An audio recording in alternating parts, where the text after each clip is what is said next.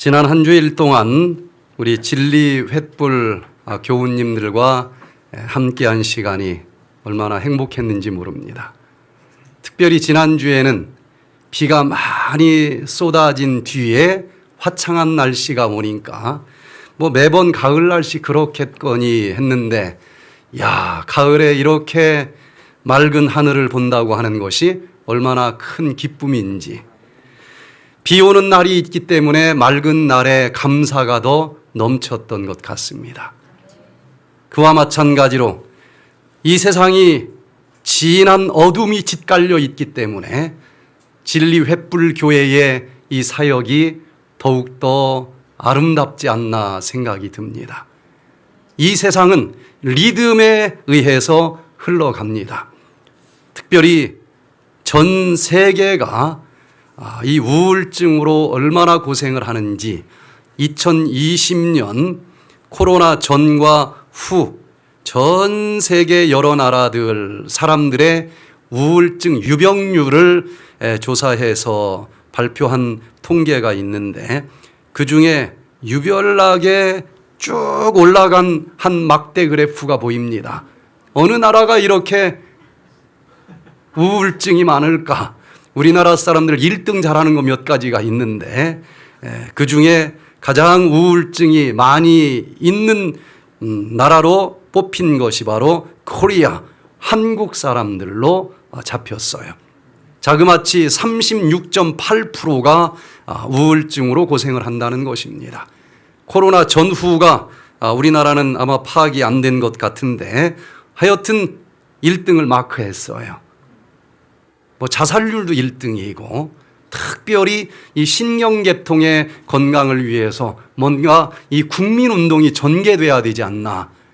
이 지난 어두운 세상에서 진리 횃불 교회의 그 빛이 많은 사람들의 마음을 환하고 기쁘게 밝혀줄 수 있기를 간절히 기도합니다. 우울증과 불면증을 오늘 묶어서 이야기를 드리려고 하는데 같은 얘기입니다. 낮에 밝은 빛을 보고 햇볕을 보고 세로토닌 호르몬이 많이 나오면, 많이 나온 것만큼 밤에는 그 세로토닌이 멜라토닌 호르몬으로 바뀝니다. 그래서 멜라토닌 호르몬이 많이 나오면 잠을 잘 자요. 그래서 건강한 사람들은 낮에 햇볕을 보고 활동하기를 좋아하고, 그만큼 햇볕에 의해서 세로토닌이 높이 많이 분비되기 때문에 마음이 평안하고 기쁘고 행복합니다. 그렇게 산 사람은 밤에는 그만큼 깊은 잠을 잘 수 있도록 멜라토닌 호르몬이 많이 나와서 깊은 잠을 잡니다. 그런데 요즘 어떤 사람들은 낮에도 눈이 반쯤 감겼어요. 햇볕 보기를 싫어합니다.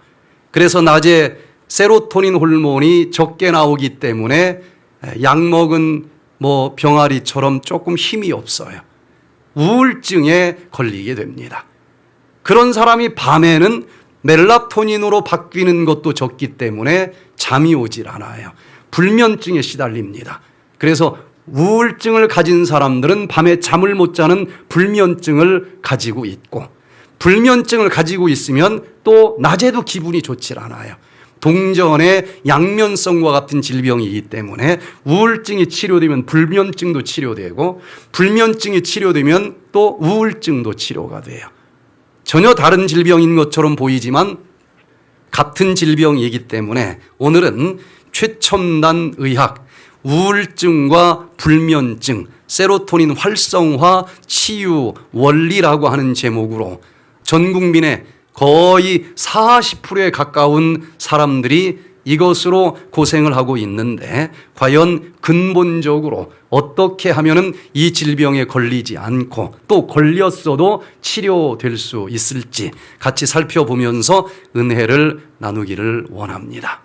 그저 불면증, 우울증, 정신적인 문제이니까 정신적으로 접근을 하려고 하면 손에 잡히질 않아요.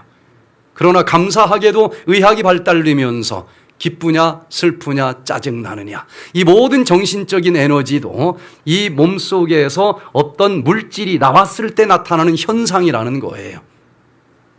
그래서 이 기쁨, 평안이라고 하는 것은 도대체 무엇일까? 세로토닌이라고 하는 물질이 나왔을 때 만들어지는 마음의 현상이라고 하는 것인데, 그 세로토닌은 탄소 10개, 수소 12개, 질소 2개, 그리고 산소 하나가 모여진 영양 물질입니다.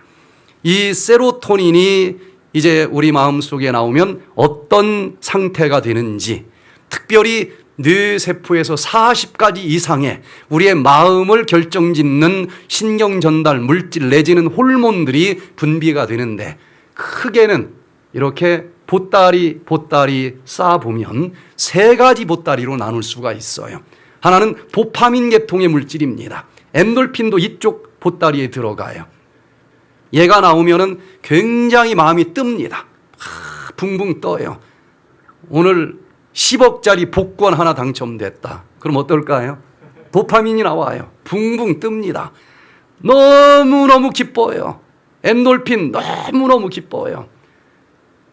그런데 그리스도인들이 도파민이 나오는 삶, 엔돌핀이 나오는 삶을 추구하는 게 절대 아니에요.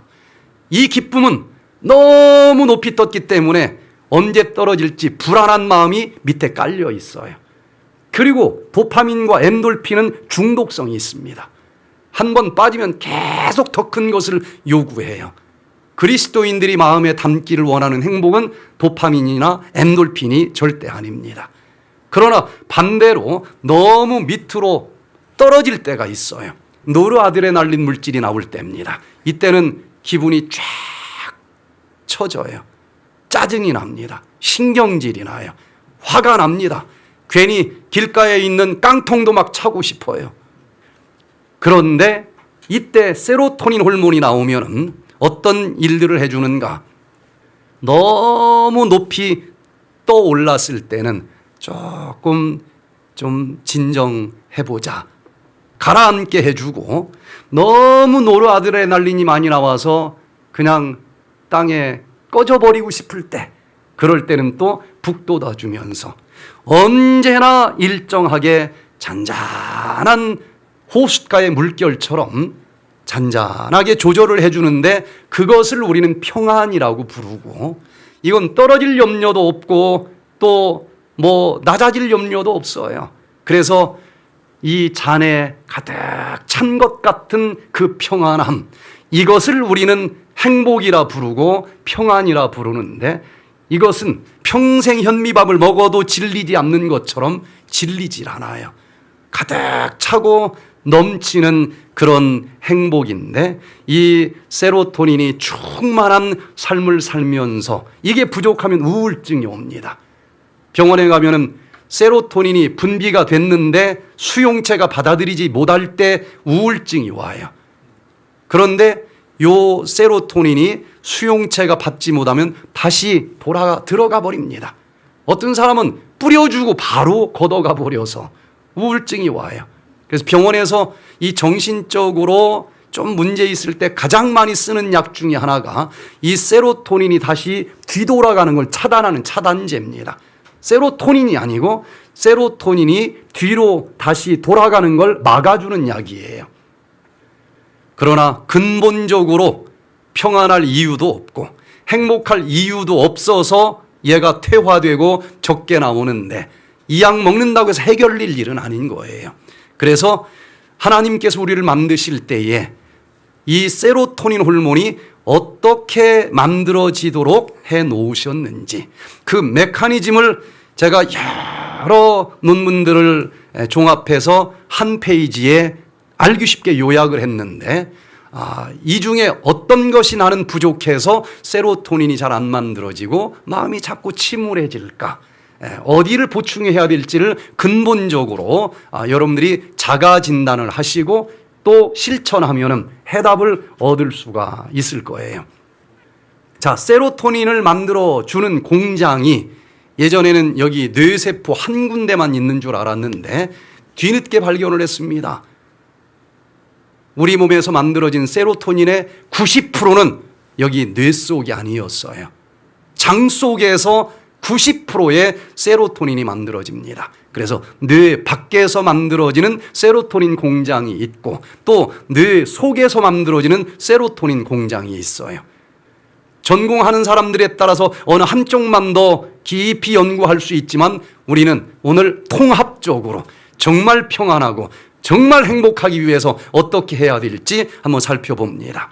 뇌 밖에서 이제 만들어지는 이 세로토닌은 이게 물질이기 때문에 모든 우리 몸속의 물질은 음식으로 먹어줘야 돼요. 그래서 아무리 기도해도 먹는 것이 잘못되면 행복은 있을 수 없습니다. 하나님은 우리의 영혼만 만든 것이 아니에요. 우리의 몸도 만드셨어요. 어느 한쪽만 극단적으로 쫓아가면 극단주의자, 맹신자들이 될 수 있어요. 광신자들이 될 수 있습니다. 아주 균형진 흙이라고 하는 물질과 하나님이 불어 넣어주신 생기가 합해져 있을 때 전인적으로 존재하는 리빙 소울, 살아있는 존재. 그 살아있는 존재가 어떻게 해야만 정말 행복할 수 있을까? 재료가 있어야 됩니다. 그 세로토닌의 주 재료는 트립토판이라고 하는 아미노산이에요. 단백질 속에 들어 있습니다. 콩 속에 많이 들어 있어요. 그래서 단백질을 잘 먹어줘야만 됩니다. 그런데 단백질 자체가 세로토닌이 되는 것은 아니니까 단백질 속에 여러 종류 아미노산이 있는데 그중에 트립토판 아미노산을 상처 주지 말고 잘 뽑아내야 되지 않겠어요? 그냥 망치로 두들겨도 안 되고 칼로 난도질을 해도 안 되고 그래서 일단은 입에서 이빨로 잘게 콩을 잘라줘야 됩니다. 그렇지 않으면 먹었어도 이 장에 들어가서 독소로 부패만 될 뿐이에요. 자꾸 콩을 먹었더니 막 방귀만 나오는 사람들이 많아요. 100번을 씹어야 됩니다. 그리고 위장으로 딱 넣어주면은 요 단백질이 이빨로는 절대로 아미노산 단위로 쪼개질 수가 없어요. 그래서 물리적인 이빨의 소화 과정을 거쳐간 다음에 이 아미노산을 하나씩 다 개성을 유지한 상태로 녹여서 빼주는 화학적인 소화가 필요한데 단백질을 녹여주는 것이 바로 위장에서 나오는 위산들입니다. 위산은 너무 강해요. 얼굴 딱 위산을 부면은 다 타버립니다. 그래서 그렇게 쪼개주는 힘은 좋지만 기술적으로 쪼갤 때만 쪼개라. 그래서 이것을 조절해주는 비타민 B1과 B6가 도와줘야만 이게 가능해요. 그래서 이제 트립토판이 잘 추출이 되면은 위장 밑에 있는 문, 유문이 그때서 열어집니다. 그래서 십이지장으로 내려가 소장으로 들어가면은 여기에 이제 너풀너풀하는 육모 털들이 있어요. 자세히 현미경으로 보니까 거기에 좁은 문이 있습니다. 이 좁은 문은 아무나 통과하는 것이 아니에요. 탄수화물은 포도당 하나짜리 될 때까지 예쁘게 소화된 친구들만 들어갈 수 있고 지방질은 지방산이나 글리세롤 완벽하게 소화된 작은 지방산만 들어갈 수 있고 단백질은 못 들어가요.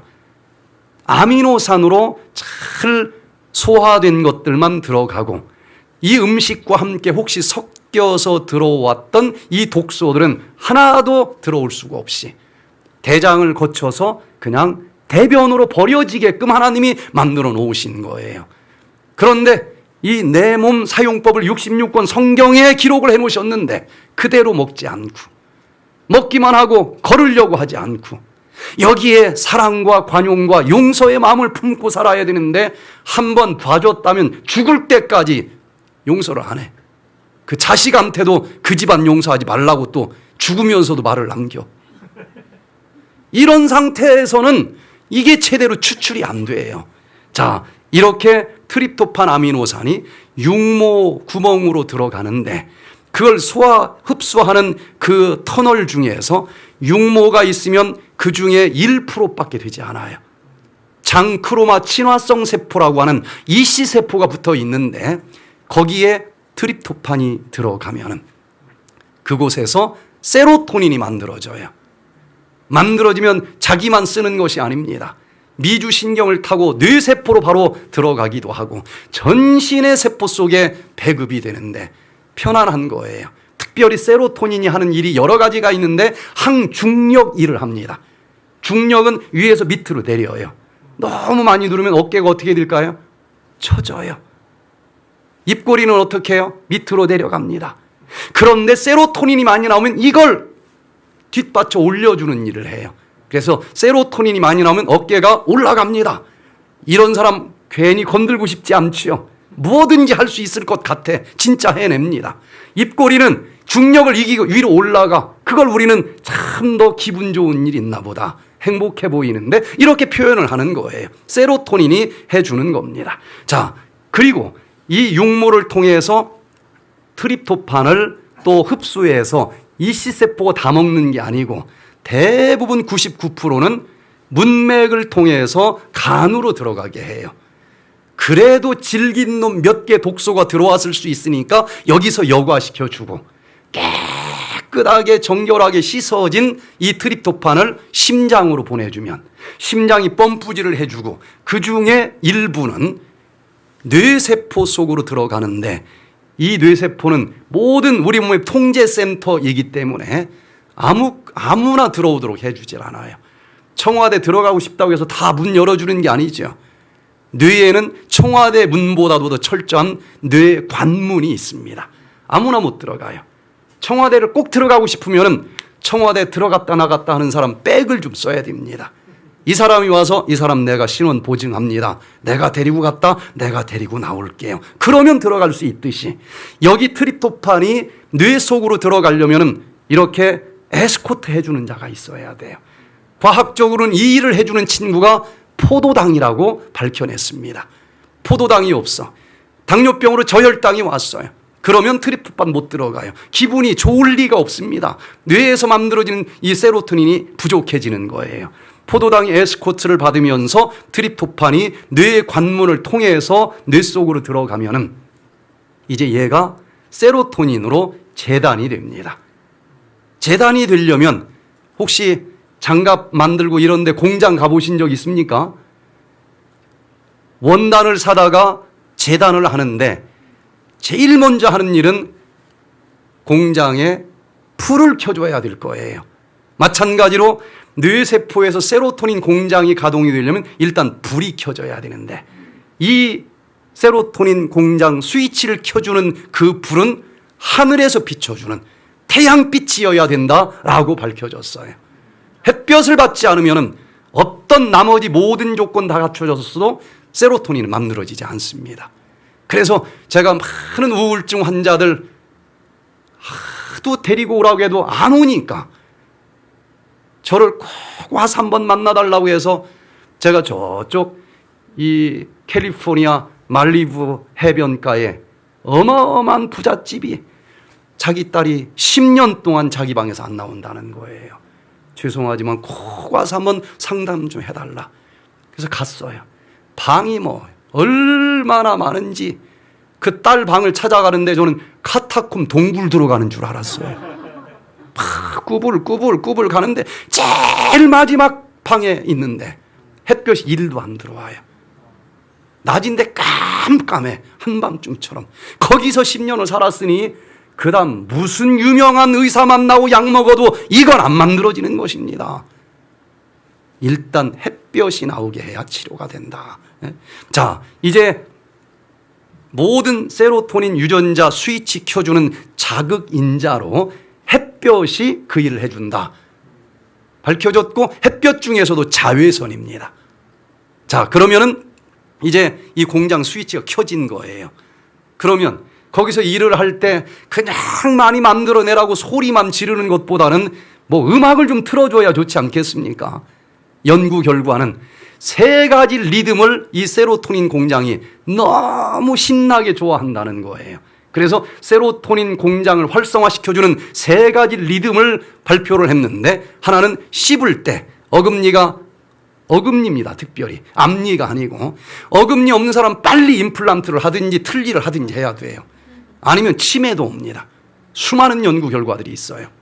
그래서 어금니가 씹을 때마다 딱딱 타면은 리듬이 만들어지고 그 리듬이 바로 뒤에 가까운 곳에 솔기핵이라고 하는 세로토닌 공장에 전달이 되면서 그 리듬을 따라서 춤을 추고 신나게 세로토닌을 만든다는 거예요. 하나님은 이 리듬을 오늘 이렇게 정말 최고로 준비된 전문가들의 노래만 들어야 감동을 받도록 했으면은 저 속초 사는 우리는 그 은혜를 못 받을지도 몰라요. 그런데 감사하게도 그냥 밥은 먹어야 살 것이고 먹는 동안에는 씹을 때마다 그 리듬이 이 세로토닌 공장을 자극해서 사람이면 누구든지 행복하게 만들어주신 것을 저는 너무나 감사를 드립니다. 또 호흡 리듬, 숨 쉬는 게 사는 것이니까 살기만 하면 숨을 쉴 때마다 이 호흡 리듬이 또 자극을 주면서 세로토닌을 분비하게 해주시고 이건 뭐 도대체 안 행복할 수가 없게 만들어 놓은 거예요. 또 걸어 다녀야 사는 것 아니겠습니까? 걸을 때마다 발 뒤꿈치에서 딱딱 타면서 만들어진 그 리듬이 이 세로토닌 솔기핵을 자극을 하면서 세로토닌 호르몬이 잘 만들어지도록 해준다는 거예요. 자, 그러면은 이 리듬과 함께 이제 드디어 트립토판 원단이 이제 잘라집니다.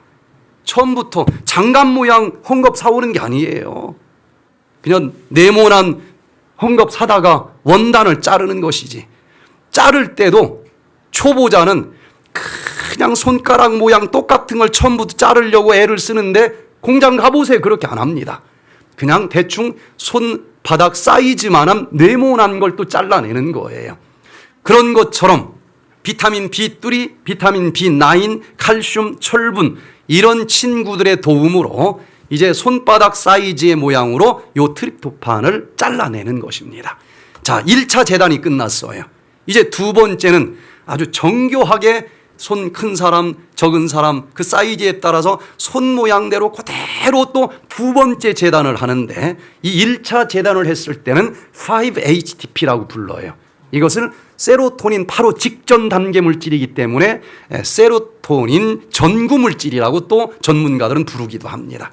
얘를 다시 한번 재단하려면 아주 기술자들이 필요한데 비타민 B6가 필요하고 비타민 C가 필요하고 징크, 아연과 마그네슘이 필요해요. 이 중에 하나라도 없으면 이게 이상하게 잘라지는 거예요.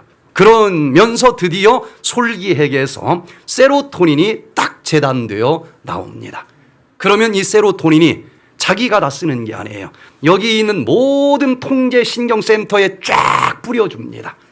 거기에서 정보를 보내주는 곳마다 손가락도 근육이 평안하고 얼굴 표정도 세로토닌 얼굴 표정이 딱 져지는 거예요.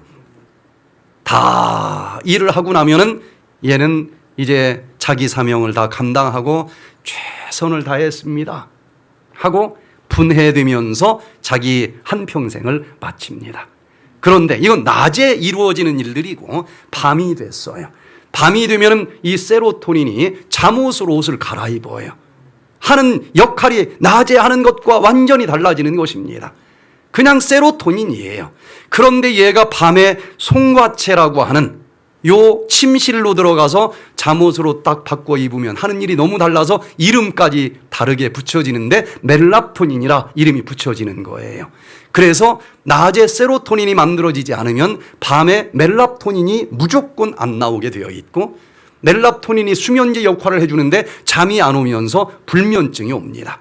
낮에 세로토닌이 부족하면은 마음이 쾌활하지 않아요. 우울증이 오는 것입니다. 그래서 우울증과 이 불면증은 동전의 양면과 같은 관계이기 때문에 치료법은 같다고 보면은 맞아요. 자, 여기를 자세히 보면은요, 뭐 복잡하게 여러 영양소가 필요하다고 돼 있지만은 한마디로 얘기하면은 에덴의 음식을 먹으면 여기에 필요한 모든 5대 영양소가 다 들어 있어요. 어느 하나만 먹으면은 이게 부족해서 만들어지질 않습니다. 오늘은 이 한 페이지 속에 모든 게 다 들어 있지만은 그 중에 몇 가지만 딱 뽑아서 이 세로토닌이 잘 만들어져 우울증이 치료되고 또 밤에 멜라토닌으로 잘 바뀌어서 불면증까지 치료되기 위해서는 어떻게 해야 되는지, 먼저 이 세로토닌이 잘 만들어지면서 우울증이 안 걸리고 치료되게 하는 방법을 한번 살펴봅니다. 첫 번째, 장내 미생물계를 개선해야만 됩니다. 사실은 기분은 뇌세포에서 다 만들어지는 세로토닌 때문인 줄 알았더니 그 세로토닌의 90%가 어디서 만들어진다고요? 장에서 만들어집니다. 장에서 만들어지는데 이 트립토판 아미노산을 재료로 해서 이 세로토닌이 이씨세포에서 만들어지는데 이때 도와주는 친구들이 필요해요. 그 친구들이 미생물입니다. 장에 살고 있는 미생물들이 크게는 다 내가 먹은 음식을 씹어서 다 뱉어놨더니 내 몸에 유익한 물질들이 나오더라. 이런 건 유익균이라고 부르고, 얘가 먹었는데 내 몸을 다 망가뜨리는 이상한 물질들을 다 만들어낸다. 유해균이라고 불러요. 그런데 원래는 내가 정말 평안하고 행복하게 살려면 유익균이 85%가 장에 살고 있어야 되고 유해균은 15%가 살고 있어야 돼요. 그런데 현대인들은 거의 95% 이상 뒤집어져 있어요. 유해균이 거의 90%, 막 85%, 그리고 유익균은 15% 아니면 3%밖에 없는 사람도 굉장히 많아요. 자, 그래서 이 미생물들이 내가 먹고 내 몸에서 만들어지는 소화 효소가 소화시켜주는 것은 극히 일부분에 지나지 않습니다. 나는 손도 못 대는 그 섬유질 속에 있는 그 속의 영양소, 단세 지방산을 여러 종류로 끄집어내주는 친구는 유익균이라고 하는 미생물의 역할이에요. 얘들이 우리들의 건강을 위해서 얼마나 중요한 일을 하는지 요즘 많이 밝혀지고 있어요. 그래서 이 장내 미생물계가 유해균으로 가득 차 있다. 아무리 콩을 먹어도 방귀만 나오는 거예요. 그래서 여기를 개선해 줘야만 평안이 만들어질 수 있다는 거예요. 자, 그래서 이 장에서 만들어지는 세로토닌 공장을 깨끗이 청소해 주면서 세로토닌 90%가 제대로 잘 만들어지도록 해줘야 되는데 이미 나는 에덴의 음식대로 먹지 못한 지가 수십 년이에요. 특별히 이 장내 미생물은 유익균은 섬유질을 먹고 자라지만 유해균은 섬유질을 싫어합니다. 그래서 에덴의 음식 섬유질이 많이 들어있는 것이 특징인데 이것을 먹으면은 유익균은 너무너무 좋아하는 거야. 이야, 이 주인 양반이 내가 좋아하는 음식만 이렇게 먹어주니 땡큐다. 그러면서 보은을 하는 겁니다. 그걸 다 사람은 이 섬유질은 1도 분해시키지 못하지만 이걸 다 분해해서 그걸 아주 사람이 자를 수 없는 단위로 탄소 막 한 이 오메가 3만 해도 23개 이렇게 연결되어 있는 영양소입니다. 그런데 4개, 3개, 6개 이렇게 짧아서 짧은 삿을 지방산이라고 그러는데 얘들은 호르몬보다 더 중요한 일들을 해주는 거예요.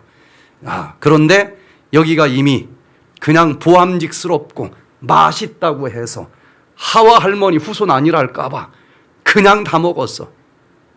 그랬더니 이 유익균은 섬유질이 하나도 없습니다. 피자 속에는. 고기 속엔 섬유질이 하나도 없어요.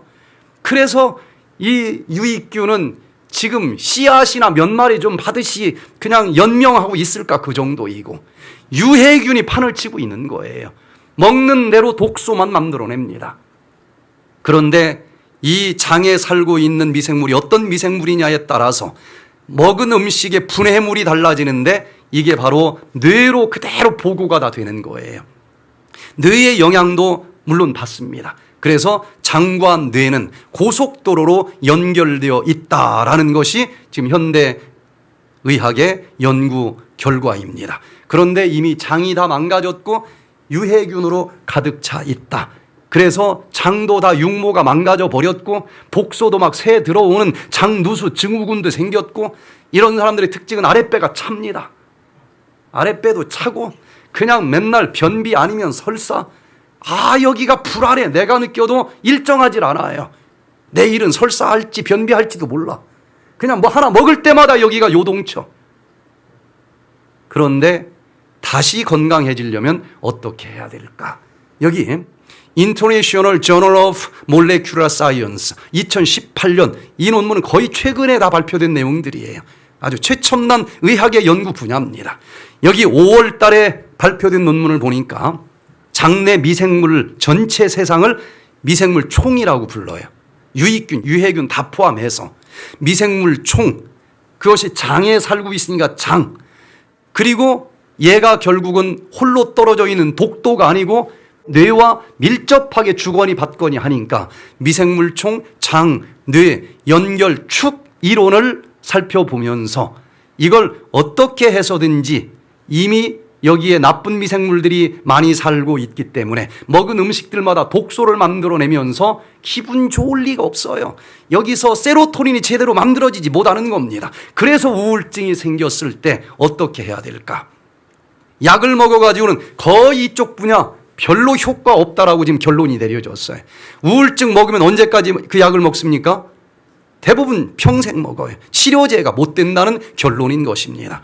그런데 지금 최근에 연구 결과가 이쪽으로 다 몰려들고 있는데 장내 미생물총의 유익균과 유해균이 균형이 깨졌을 때 이 미생물총 장, 뇌 기능이 장애가 생기면서 만들어져야 될 세로토닌이 만들어지지 않으면서 우울증, 심하면 정신분열증, 수많은 정신적인 질병까지 생긴다는 거예요. 그런데 장내 미생물총의 장애를 교정하면 우울증을 비롯해서 지금까지 거의 치료가 어렵다라고 하는 그 수많은 종류의 질병들을 치료하는데 획기적인 결과를 가지고 올 수 있을 것이다. 이게 최근에 발표된 논문입니다. 그래서 이 장내 미생물계를 바꾸어 주는데 그러면 어떻게 얘를 바꾸어 주느냐? 여기 컵에 안타깝게 생수가 부어져야 되는데 먹물이 부어졌어요. 그럼 어떻게 얘를 빨리 청소할 수 있을까? 지금부터라도 정신 차리고 먹물 붓지 말고 생수를 부으면 되긴 돼요. 어느 세월에 깨끗해질지 몰라. 10년을 부어도 이 컵에 붙어있는 건 여전히 새카만 합니다. 어떻게 하는 게 제일 빠를까요?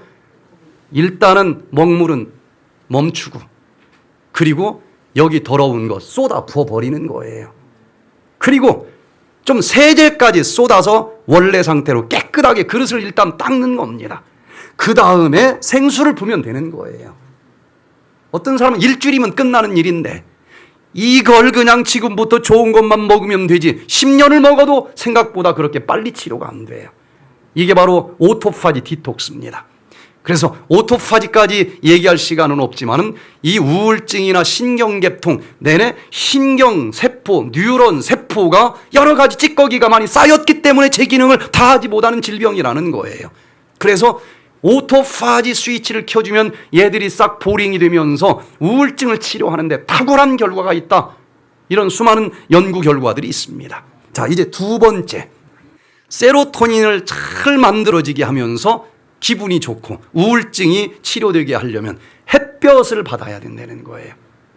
햇볕이 켜지지 않으면 아예 이 공장 가동 자체가 안 되는 것입니다. 자, 그런데 아무 빛이나 비추면 되지 않을까? 이 형광등 정도는 어떨까? 자, 이 세로토닌 공장을 딱 스위치를 켜주는 정도의 이 광도, 룩수는 햇볕 아니고는 안 됩니다. 자, 여기 보니까 햇볕은 얼마나 셉니까? 이 형광등도 센데 보니까 이 햇볕이 들어와야 세로토닌 공장 스위치가 켜지는데 거실의 조명은 700럭스 정도 밝기를 갖고 있어요. 이것은 맑은 날 태양이 쫙 내려 쬐이는 날 나가면은 10만 럭스입니다. 10만 럭스가 700럭스 가지고 대체될 수가 없는 거예요. 심지어 나무 그늘에 들어갔을 때 태양빛도 1만 럭스인데 요거 700짜리 가지고 세로토닌 안 만들어집니다. 그래서 사무실에 오래 앉아있는 사람들이 기분이 자꾸 저조될 수밖에 없는데 햇볕을 봐야 돼요. 나가서 햇볕을 보고 운동을 해야 됩니다. 또 햇볕 보라고 하니까 햇볕 이렇게 쳐다보라는 얘기는 아니에요. 눈 멀어요. 자, 밝은 곳에서 거니는 것입니다. 낮에 이 햇볕이 자외선으로 들어오면은 이 뇌 속에 있는 시계가 있습니다. 시신경 교차 상핵이 있어서 얘가 지금은 낮입니다 하고 가르쳐 주면은 요 자극에 의해서 솔기핵에서 세로토닌이 만들어지고 세로토닌이 뿌려지면서 평안해지는 거예요. 그런데 이게 밤이 되면은 밤인지 아닌지 얘가 어떻게 아느냐? 시신경 교차 상핵이라고 하는 시계가 알려주는 거예요. 밤이 되면 저기 세로토닌님 낮에 수고 많이 하셨는데 이제 침실에 들어가서 좀 쉬십시오. 그러면 얘가 송과선이라고 하는 침실로 들어가서 멜라토닌이 되고 멜라토닌이 쫙 뿌려지면은 잠이 오게 만들어져 있다는 것입니다. 그래서 세로토닌이 만들어지는데 아주 중요한 4가지만 오늘 집중적으로 좀 살펴보는데 햇볕이 일단은 있어야 돼요. 이 태양도 중요하지만 우리는 영육이 통합적으로 만들어진 존재이니까 의의 태양 되시는 그 하나님의 사랑의 빛도 우리가 받아야만 되는 것입니다. 자, 이제 그 빛이 되시는 하나님을 바라보시면서 요한복음 8장 12절에 예수께서 또 일러 가라사대 나는 세상의 빛이니 나를 따르는 자는 어두움에 다니지 아니하고 생명의 빛을 얻으리라. 빛이 되시는 예수 그리스도를 따르시기를 바랍니다. 이 태양빛 말고 마음에도 빛이 있어요. 저쪽에 몇 사람이 수군수군 하는데 무슨 얘기 하나 하고 가서 들어보니까 그 왜 그 암흑의 집사 있잖아. 알고 보니 뭐 어쩌고 저쩌고 흉을 봐요. 이건 밝은 쪽입니까? 어두운 쪽입니까? 이 속에 있는 미생물도 다 파가 나눠져서 싫어해요. 얘들은 유익균은 싫어해요. 이 속에 빛을 따르는 사람들은 그게 굉장히 거북해. 내 욕을 안 한다 할지라도 거기 있는 게 편하질 않아요. 그런데 여기 나쁜 미생물들이 막 우글우글 하는 사람은 그게 너무 듣기가 좋아. 얘기 안 해주는데도 비밀 지킬 테니까 얘기해달래. 그 왜 들으려고 하는지 몰라. 그런데 그 사람은 그걸 들어야 기분이 좋아. 그걸 들어야 기분이 좋아요. 여러분, 내 속에 있는 세포 숫자보다도 10배 이상 더 많은 미생물이라고 하는 다른 생명체가 이 속에 살고 있다는 것을 알아야 돼요. 유익균이 좋아하는 생각을 하고 좋아하는 음식을 먹어야 되는데 성경에서 의인들은 이렇게 살아라, 이걸 먹어라. 그걸 똑같이 연구 결과 보면 유익균은 그걸 좋아한다고 나옵니다. 자, 나는 빛도 짓고 어둠도 창조하며 나는 평안도 짓고 환난도 창조하나니 나는 여호와라. 이 모든 일을 행하는 자니라 하였노라. 빛의 자녀 되시길 바랍니다. 누군가를 위로해 주는 게 기분 좋고 누군가를 사랑하는 게 기분 좋고 누군가 찍어서 자꾸 단점 얘기해 주는 것보다는 장점 얘기해 주고 격려해 주면 내가 좋아, 내가 너무 좋아. 이 속에 빛을 따르는 미생물들이 있는 것입니다. 여러분, 곰팡이도 보세요.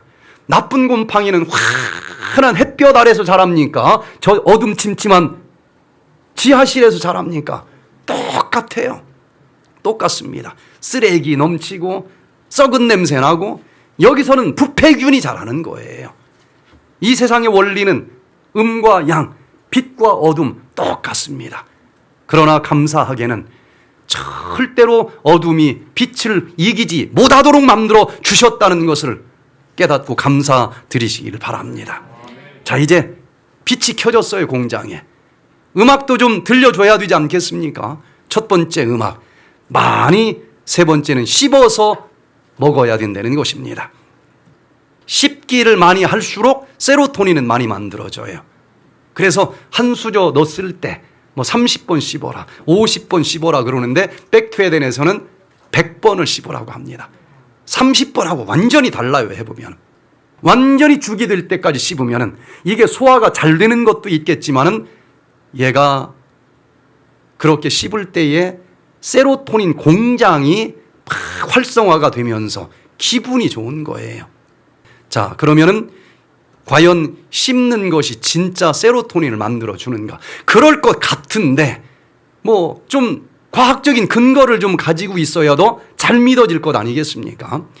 2005년 11월 페인 통증에 대해서 발표하는 연구 결과에 보니까 이 일본 동경의과대학 치과대학 여기에서 모리 박사팀이 발표한 것을 보니까 씹기 전에 피를 뽑아가지고 그 속에 세로토닌이 얼만큼 흘러다니는지를 살펴봤습니다.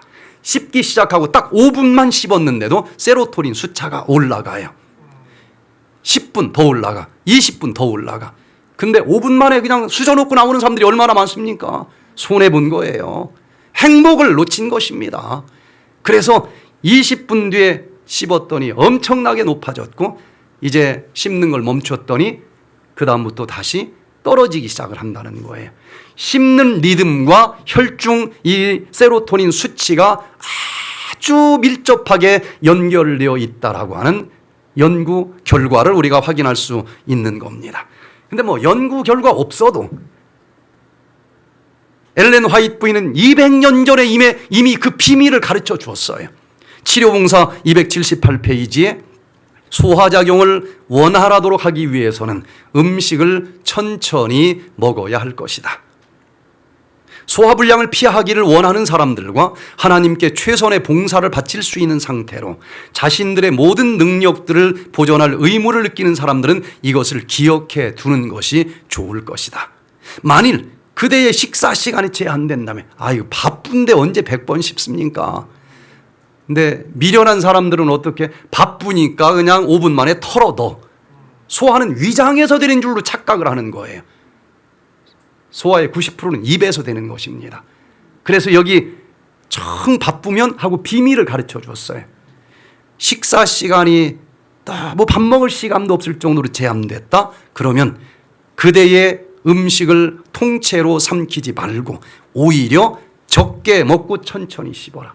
5분밖에 시간이 없으면 그냥 한 수저만 100번 씹고 그냥 놓는 게 더 낫다는 거예요. 한 사발 털어 넣으면은 얘가 그냥 썩어서 독소만 될 뿐이라는 것입니다. 음식에서 얻는 유익은 먹은 음식의 양에 달려 있다기보다는 오히려 철저히 소화된 음식에 달려 있으며 입맛의 만족은 삼킨 음식의 양에 있지 않고 음식이 입에 머무르는 시간의 길이에 달려 있다.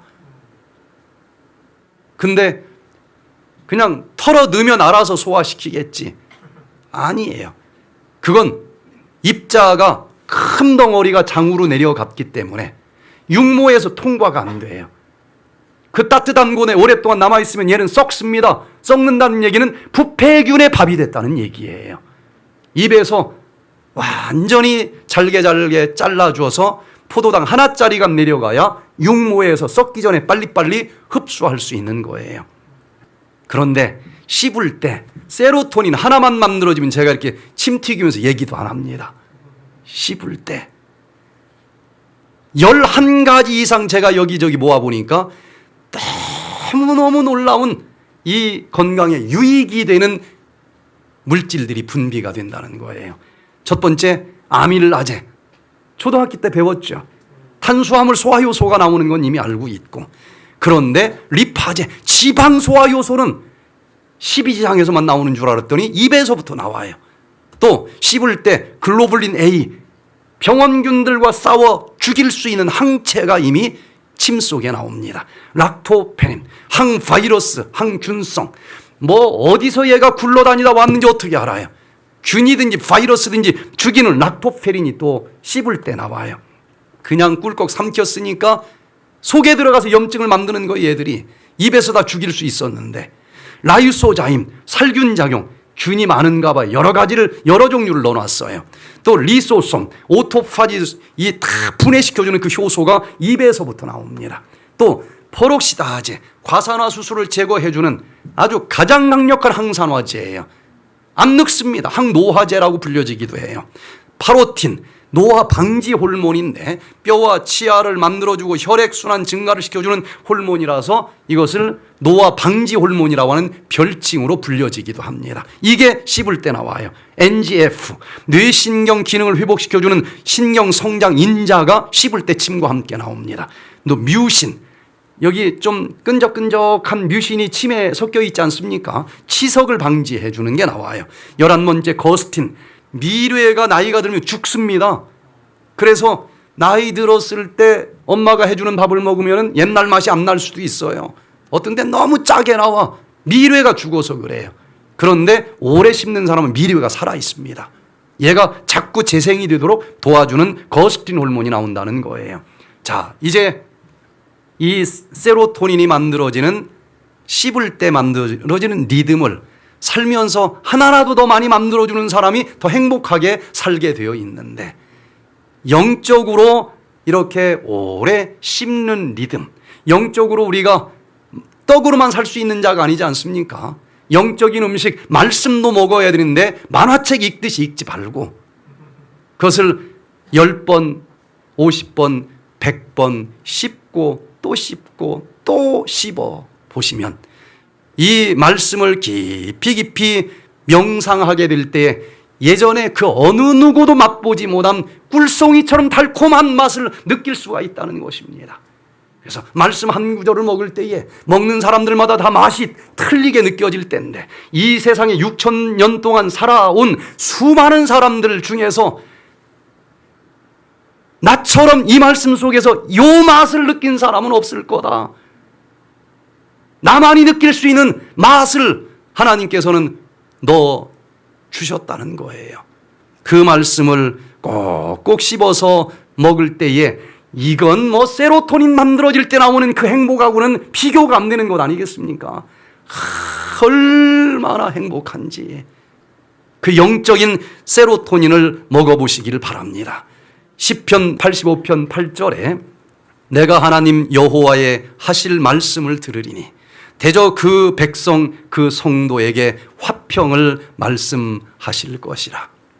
말씀을 오래 씹어서 먹으면 꿀송이처럼 달콤하다는 것을 알게 될 것이고, 마음에 영적인 세로토닌이 나와서 화평, 평화, 평온이 깃들게 된다는 것입니다. 속초에 있는 백투헤든 힐링센터에 김연수 선생님이 오셨어요. 이분이 경찰청의 강력계 과장이신데 스트레스를 너무 많이 받았어요. 뭐 강력계라도 스트레스 앞에는 어떻게 할 수가 없습니다. 한두 개는 이기는데 갑자기 막 몰려서 몇 개가 오면 쓰러질 수밖에 없어요. 아주 심한 우울증이 왔는데 정신연령이 6살 정도로 떨어져 버린 거예요. 근무를 못 합니다. 혼자는 생활이 안 돼요. 부인이 서울병원을 갔더니 와, 이게 뭐 너무 심하니까 자기 자신이 없다고 그러더래요. 어떻게 저를 알았는지 모르지만 설악산 백투헤든의 양일권 박사를 찾아가는 게 좋겠다. 그래서 왔다는 거예요. 그랬는데 대화가 전혀 안 됩니다. 옆에 있는 온천 호텔에 가서 하루는 온천을 하는 프로그램이 있었는데 부인이 뭐 항상 붙어 다니면서 다 해줘야 되는데 남탕까지 들어갈 수는 없잖아요. 그래서 저한테 그 부인이 부탁을 해요. 거기서 빠져 죽을는지 뭐 할는지 모르니까 거기서 꼭 잠시도 떨어지지 말고 자기 남편을 자기 대신 꼭 좀 지켜달라는 거예요. 그렇게 하겠다고. 욕조에서 빠져 죽을 만큼 넉넉한 물이 있습니다. 이분은 바다만 보면 가서 빠지려고 들어가고 설악산 가면 낭떠러지에서 그냥 밑으로 떨어지려고 그러고 그 막 잡아 올리고, 이게 장난이 아닌 거예요. 뭐 욕조물 얼마든지 접시물에도 빠져 죽는데 제가 이제 책임을 맡았으니까 계속 보는 거예요. 그래서 좀 친해 보려고 옆에 가면은 좀 아직 가요. 한 발 가면 10발을 물러나. 그래서 이제 할 수 없이 가까이는 못 가고 계속 지켜보는데 샤워대 앞에 가더니 샴푸하고 딱 물로 닦는데 보통 몇 번 정도 합니까? 샴푸질을 몇 번이나 해요? 한 번밖에 안 해요? 이분은 하나도 안 보태고 30분 동안 그것만 해. 샴푸, 물, 샴푸, 물. 그것만 봐도 좀 이상하지 않습니까? 그런데 세 번째 날 말씀 시간에 이분이 부인한테 끌려서 제일 뒷자리에 앉아 있다가 뭔가 말씀 하나가 들어간 것 같아요. 갑자기 눈이 떠지는 거예요, 이분이. 그러더니 말씀 중간에 막 종이 하나, 볼펜 하나 들고 제일 앞자리 와서 앉는 겁니다. 그러더니 이걸 적는 거예요. 말씀이 들어가는 거예요. 딱 그 한 시간의 말씀으로 이분 질병이 100% 나았어요. 40일 동안 있다 갔는데 이제 그냥 이제 그만 직장을 그만두어야 되나 보다. 그렇게 생각을 했는데 지금 다시 복귀해서 그 직무를 완벽하게 감당을 합니다. 여러분, 하나님이 우리를 만드셨으니 정말 어려운 질병이 있거든 우리를 만드신 분을 찾아가시고 그분의 말씀을 들어보시길 바랍니다. 마음의 평안이 밀려올 것입니다. 네 번째, 깊은 호흡을 해야 됩니다. 깊은 호흡. 특별히 호흡 리듬이 이 세로토닌 공장을 활성화시켜 주면서 우리를 평안하게 만들어 줍니다. International Journal of Psychology, Sociology 여기 2011년 5월 달에 발표된 논문을 보니까 동경의과대학에서 발표한 것인데 깊은 호흡은 처음에는 가슴으로 숨을 쉬는 흉식 호흡이 있고 조금 더 깊이 하면 윗배가 움직이는 복식 호흡이 있고 더 깊이 하면 아랫배가 움직이는 단전 호흡이 있는데 여기서는 단전 호흡을 가지고 연구를 했어요. 그랬더니 20분 동안 단전 호흡, 깊은 호흡을 했더니 여기 전전두피질에서 산소 포화 헤모글로빈 수치가 증가돼요. 여기가 이성과 양심과 의지를 만들어내는 세포가 있는데 여기에 산소를 머금은 헤모글로빈이 굉장히 많이 모인다는 겁니다. 정신이 또릿또릿해진다는 거예요. 그리고 혈중 세로토닌 수치가 딱 20분인데 쫙 올라간다는 것을 확인을 했습니다. 여러분, 이 호흡이라고 하는 것은 참으로 신기한 부분입니다. 이 마음이 깜짝 놀라면 호흡이 멈춰지지요. 그런데 반대로 이 몸이 어딘가 하나를 집중하게 돼도 자세히 보면 숨을 안 쉬고 있어요. 이 호흡이라고 하는 것은 마음과 육체가 만나는 교차로라고 하는 것입니다. 그래서 우리들의 선조들은 이것을 깨닫고 폭포 밑에서 뭐 호흡을 하고 이런 걸 많이 하면서 사실인지 진짜인지 막 공중을 날아다니는 사람도 있다고 그러고 막 그래요. 그러나 평상시 힘과는 비교되지 못할 엄청난 힘이 이때 만들어진다는 거예요. 이 동양의학에서는 뭐 이쪽 내공 뭐 이런 거 얘기 많이 하지 않습니까? 단전 호흡 뭐 이런 것들, 기공 뭐 이런 거. 그런데 양방적으로는 어떤가 하고 제가 생각을 해보니까 우리 모든 생명의 기관들은 여기 장에 다 들어있지 않습니까? 먹고 요걸 에너지로 바꿔주는 오장육부가 이게 다 중요한 거 아니겠어요? 그런데 이 생명과 관계된 오장육부는 내 의지로 움직일 수 없도록 만들어 놨어요. 횡단보도 건너다가 기분 나쁘다고 심장한테 야 너 그냥 멈춰버려. 그런다고 얘가 말 들으면 별의별 사건이 신문에 많이 나올 거 아니겠습니까? 아무리 명령해도 안 들어요. 얘는 여전히 움직입니다. 생명은 내 것이 아니기 때문에 그래요. 그래서 문제는 얘들이 건강해야 되는데 내 마음대로 안 움직여주는 게 문제예요. 자율신경으로 얘들은 움직여집니다. 크게 두 가지 계통이 있는데 교감신경계가 우위가 되면은 막 활발하게 움직이고 악셀레라다예요. 그런데 부교감신경이 더 우위가 되면 얘는 브레이크입니다. 좀 천천히 가자. 얘가 조화롭게 서로 업무를 잘 감당하면 건강한 거예요. 그런데 이게 하나가 너무 높아지면 이게 정신병인 것입니다. 그런데 내 마음대로 움직일 수 있는 내장에 있는 기관 중에서 딱 하나, 내 마음대로 움직일 수 있는 기관을 만들어 주셨다는 거예요. 장아, 너 빨리 움직여라. 소용이 없어요. 그런데 내 마음대로 움직일 수 있는 장이 하나 있는데 뭐가 있을까요? 폐입니다. 숨 깊이 쉬어라 그러면 깊이 쉬어져요, 안 쉬어져요? 쉬어져요. 그래서 긴장하면 이쪽을 좀 안정시키기 위해서 복싱하는 사람들도 이 막 팬티 잡아당기면서 깊이 들이쉬어라, 깊이 내뱉어라. 그렇게 몇 번 하면은 딱 마음이 평안해지는 것 아니겠습니까? 그래서 양방학적으로도요, 교감신경과 부교감신경계가 지배하는 이 장 속에 유일하게 내 맘대로 움직일 수 있는 기관이 하나가 있는데 그게 호흡기관이라는 거예요. 일단 호흡기관을 내 맘대로 천천히 숨을 쉴 수도 있는 거예요. 긴장됐을 때. 그러면 호흡기관이 하나 안정화되면은 그 동네 전체가 다 이 영향을 받게 되어 있다는 것입니다.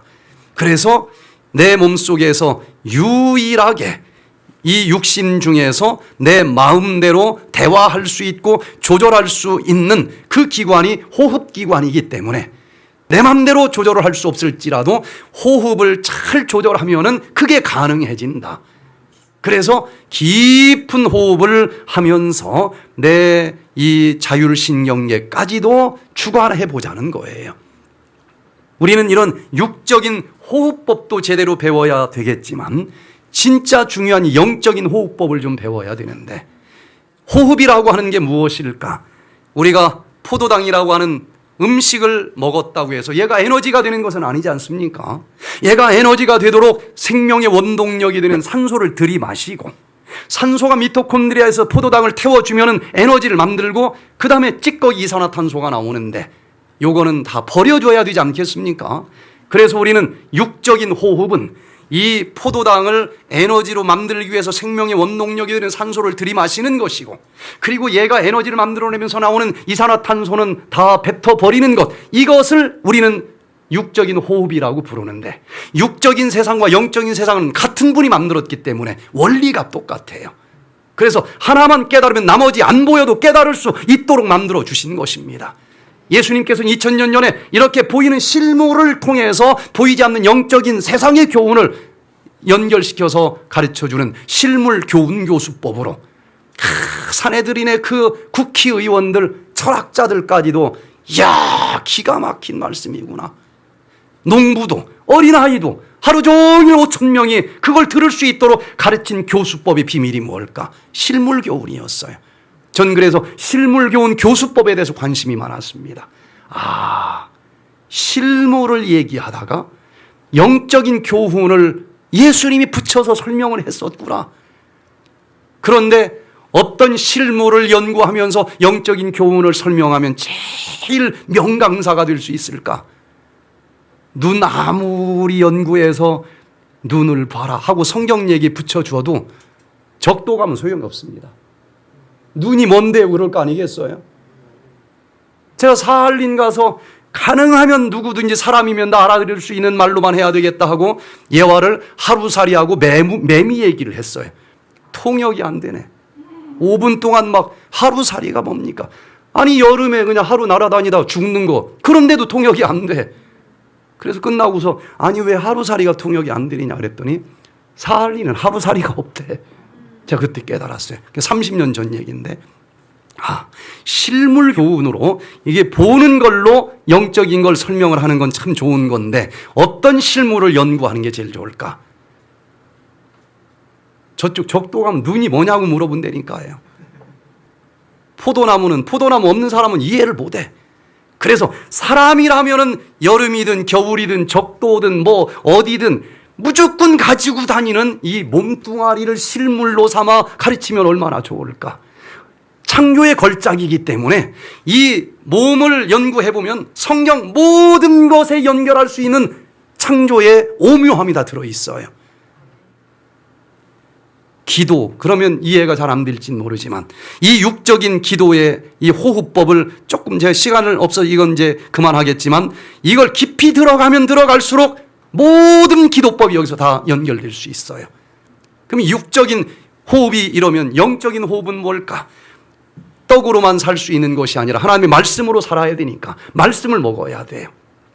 이 말씀을 불태우기 위해서 산소와 같은 생명의 원동력이 되는 성령을 받아들이는 것이고, 그리고 살면서 또 여러 가지 이기심과 죄악의 찌꺼기도 나올 수밖에 없는데 그냥 미련 갖지 말고 그때마다 이산화탄소 버리듯이 버리고 회개하면서 사는 이 영적인 호흡법을 우리가 잘 사용한다면 이 세상에서 활력 넘치게 살아갈 수 있을 것입니다.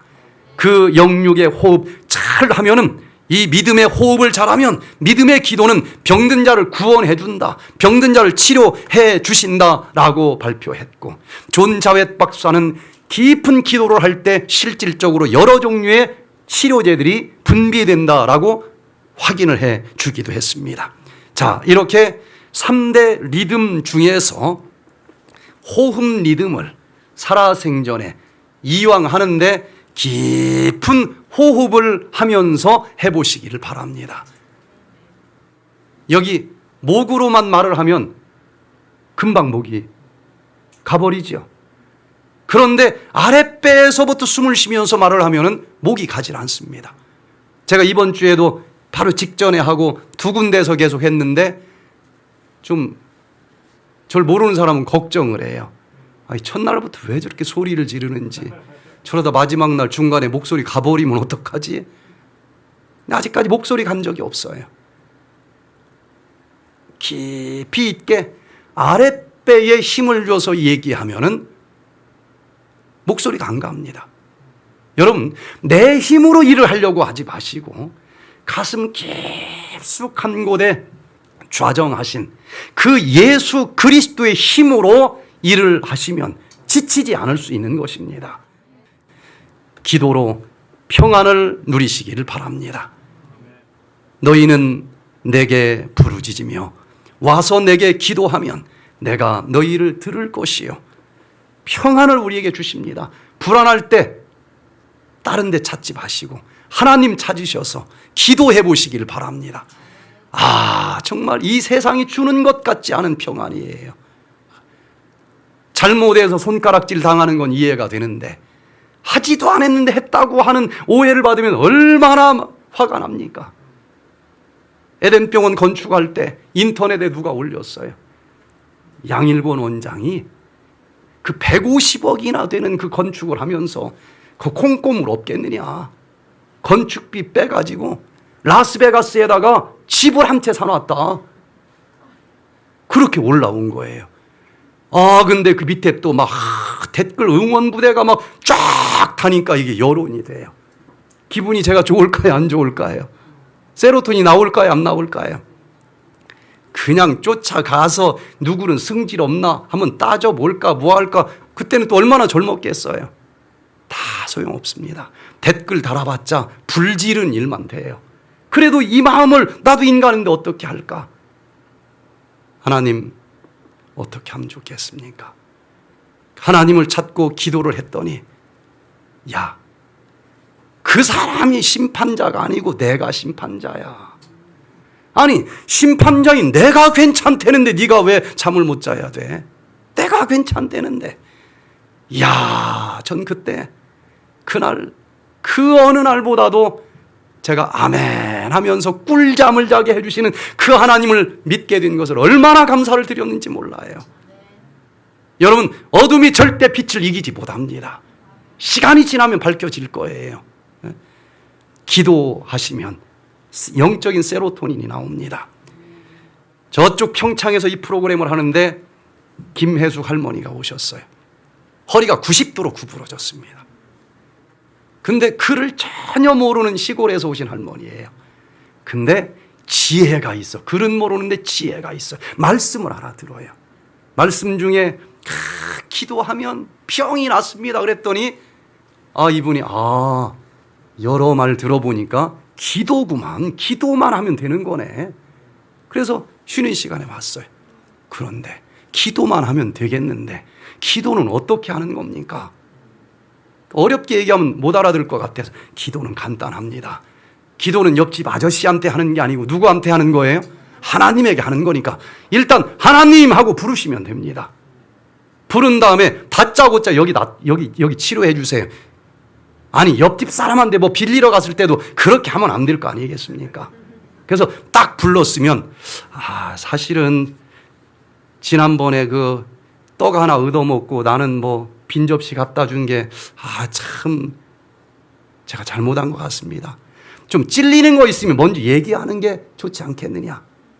그래서 하나님 불렀으면 첫 번째는 감사합니다. 지난번에 떡도 갖다 주시고 이런 이웃과 함께 살아서 너무 기쁩니다. 지금까지 나에게 해주신 거 감사의 내용들을 좀 얘기하고 그리고 찔리는 거 근데 사실 난 이걸 못했네요. 이게 부족했네요. 이거 잘못했네요. 잘못한 거 회개하고 그 다음 근데 이번에 우리 다시 좀 하나 필요한데 좀 빌려주시겠습니까? 내가 원하는 것 간구를 하고 우리의 기도는 죄인이라서 여기 대기권도 올라가지 못하니까 거기까지 올라갔다 내려갔다 하시는 유일하신 분 예수님의 이름으로 기도합니다. 그러면 100점짜리 기도입니다. 첫 번째 누구 이름 부르라고요? 하나님. 두 번째 감사. 세 번째 회개. 네 번째 간구. 다섯 번째 예수님의 이름으로 기도합니다. 그럼 100점인데 1시간을 기도해도 이 중에 한두 개 빼먹고 하는 사람들 굉장히 많아요. 그랬더니 할머니가 그렇게 하면 됩니까? 그날 저녁에 막 신나게 기도를 했대.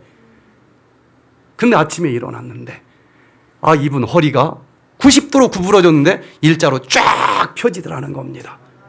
팔이 안 올라갔어요. 팔이. 그런데 팔을 들어보니까 하나가 한 바퀴 쑥 돌아가더래. 내친 김에 왼쪽도 돌렸더니 왼쪽 팔도 돌아가더래요. 아침 강의 때 간증하겠다고 나오더니 이 허리 펴진 것 좀 보십시오. 막 양쪽 팔 풍차 돌리기를 하는 겁니다. 그리고 오른쪽 여기 허벅지에 그게 암인지 뭔지 검사도 안 했어요. 계란만한 덩어리가 오랫동안 있었다는 겁니다. 근데 아침에 일어나서 보니까 밤새 그 계란을 누가 까먹었는지 온데간데 없어졌다는 거예요. 이게 뚱뚱 퍼가지고 이게 좁은 바지는 입지도 못했다는 거예요. 그러면서 허리 쫙 펼치고 왔다 갔다 걸으면서 팔 올라가는 것 좀 봐라. 이 다리 계란도 없어졌다. 정말 얼마나 감동적인 간증을 들었는지 모릅니다. 마지막으로 다섯 번째, 많이 걸으시기를 바랍니다. 걸을 때 만들어지는 리듬이 아주 중요합니다. 자, 여기 레비스타 브라질레일리아 드 류마톨로지아 2013년 11월 달에 발표된 논문을 보니까 섬유 근육통, 이거 보통 질병이 아닙니다. 섬유 근육은 온몸에 없는 데가 없으니까 그냥 온몸이 통증이 오는데 어디가? 전신이. 언제? 24시간. 얼만큼? 1에서 10까지 통증 매기면 7, 8 나오는데 아기 낳는 통증보다 더 심하대요. 그런데 원인도 모르고 병원에 가면 약도 없어요. 몇 달 전에 이 환자가 왔습니다. 이야, 막 울어요, 울어. 그냥 아파 죽겠대. 그런데 이 환자에게 일주일에 3번씩 20주 동안 운동을 하게 했어요. 스트레칭 운동은 요 통증 낮아지게 해주는 데는 도움이 안 됐다고 나와요. 그렇다고 스트레스 운동이 나쁘다는 건 아니에요. 다른 거에는 좋습니다. 그런데 걷기 운동을 했더니 이 연구 결과를 보니까 운동 전후, 이제 20주 전후로 비교를 했더니 유산소 운동을 한 사람들은 아까 이 5-HT 배웠죠? 세로토닌 전단계 물질, 세로토닌 물질, 이게 통계적으로 아주 유의미하게 증가가 됐다는 거예요. 그래서 걷기 운동을 하면 통증이 줄어듭니다. 기분이 좋아져요. 이게 연구된 결과인 것입니다. 그래서 우리가 시간만 나면 좀 걸을 필요가 있어요. 영적으로도 먹기만 하지 마시고 이걸 좀 쓰면서 걸어 다니면서 사랑을 받았으면 사랑을 나누어 주는 봉사하는 삶을 사시기를 바랍니다. 말씀을 들었을 때 기쁨보다도 요걸 나누어줄 때, 봉사할 때 더 기쁘게 만들어진 것 우리가 경험하고 있지 않습니까? 주 여호와의 신이 내게 임하셨으니 이는 여호와께서 내게 기름을 부으사 가난한 자에게 아름다운 소식을 전하게 하려 하심이라. 여러분, 아름다운 소식을 열심히 걸어다니면서 여기도 전하고 저기도 전하고 그때 얼마나 기쁨이 넘치는지 모르는 것입니다. 제가 시간을 좀 줄이면서 불면증도 뭐 동전의 양면성이니까 같은 얘기입니다. 근데 간단한 거 하나만 좀 말씀을 드리면은 낮에 만들어진 세로토닌이 밤에 무엇으로 바뀐다 그랬어요? 멜라토닌으로 바뀌고 그 멜라토닌이 나오면 잠이 오는 것입니다. 그런데 불면증 환자들은 멜라토닌이 잘 안 만들어져요. 그래서 잠이 오지 않을 때 어떻게 해야 되는지 백퇴된 TV, 유튜브를 보면은 20단계를 쭉 설명해 놓은 게 있는데 오늘은 제가 마지막 한 말씀만 드리고 마무리를 짓겠습니다. 잠이 정말 안 온다. 이것은 어디 책에서 배운 것이 아니고 제가 광릉내 요양원에서 덕유산 요양원으로 이사를 갈 때 그때 광릉내 요양원에서는 직원을 그래도 한 명 줬어요. 총무를. 그런데 이제 거기서 첫 번째 이 프로그램을 했는데 투서가 올라갔대요. 나중에 알고 보니까. 양일권이가 보건학 석사라도 되느냐? 의사냐? 한번 가봐라. 중환자는 다 모이는데 거기서 만약에 누구 하나 죽으면 연합회가 책임질 거냐? 듣고 보니 겁나는 거잖아요. 그래서 그만두자 하는 얘기를 하려고 몇 번을 왔는데 눈치 없는 저는 몰랐어. 근데 얘기를 하려고 와서 보니까 침례에 막 25명, 27명 받지. 거기서 침례 받고 나서 감증을 하는데 또 막 이게 완전 사도행전 얘기가 나오는 거예요. 차마 얘기를 못하고 또 가고 그랬다는 거예요. 그런데 법적으로 불법 건물들이 있어서 무허가 건물이 있어서 더 이상 그곳에서는 할 수가 없게 됐는데 그러면 어디서라도 해야 되지 않을까. 덕유산에서 이제 건물 하나를 빌려서 거기서 좀 하면 좋겠다 해서 연합회장님을 찾아갔어요.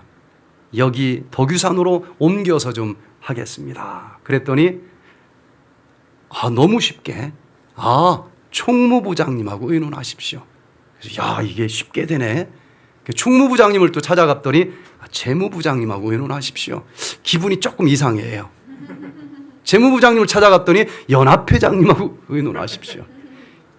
이번 기회에 잘 됐다. 그만두게 해야 된다. 결론을 내려놓고 돌린 거예요. 눈치를 보니까 그런 거예요.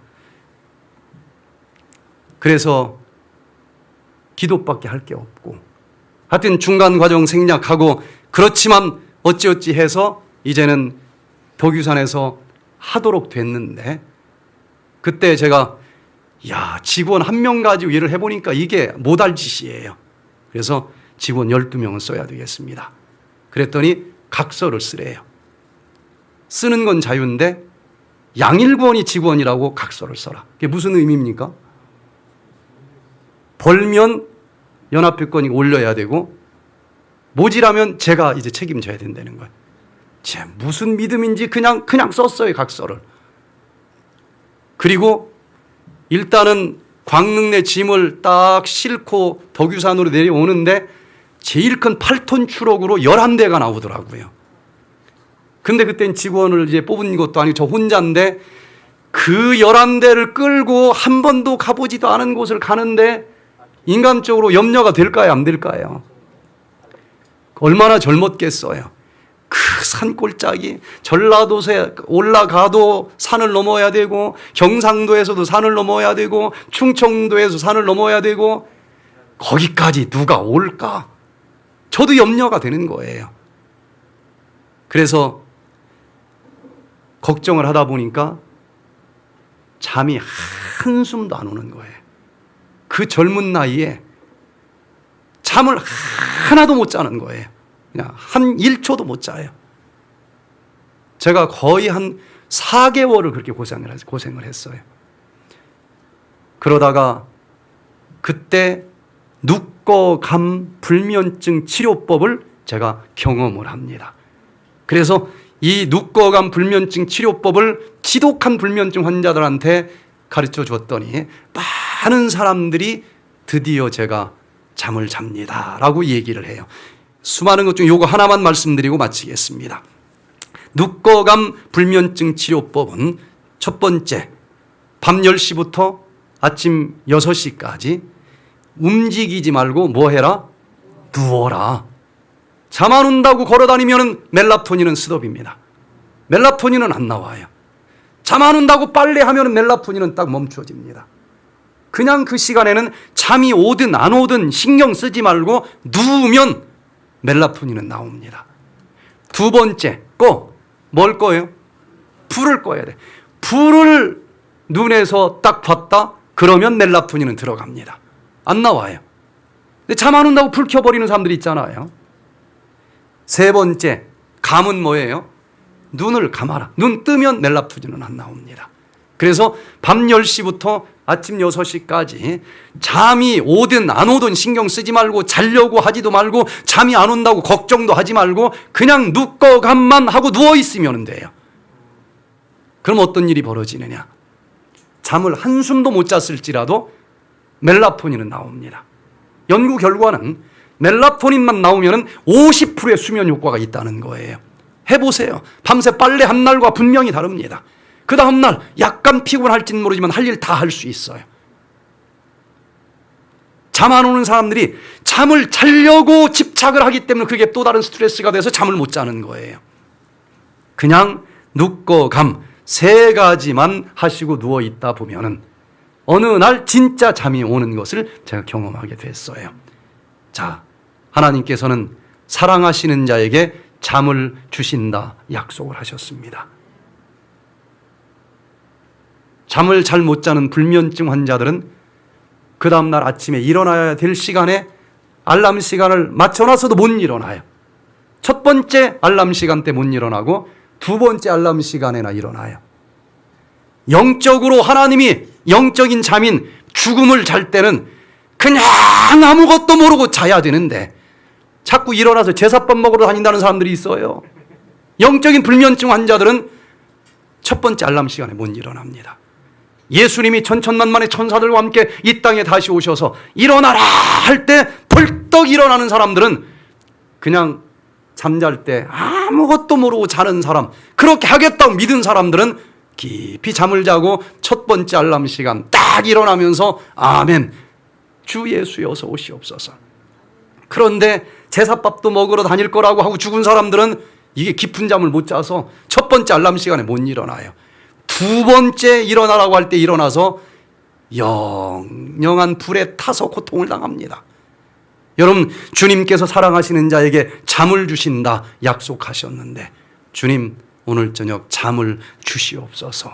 그렇게 기도하면서 낮에는 세로토닌이 기쁘게 만들어주고 밤에는 잠을 잘 자게 해주셔서 매일같이 새롭게 태어난 사람처럼 신나게 살다가 주님이 오시는 그날 영과 혼뿐만 아니라 우리의 몸까지 흠없이 보존되어 아멘 주 예수여 어서 오시옵소서 그분을 영접할 수 있는 우리 모두가 되시기를 바라면서 오늘 말씀을 마치겠습니다.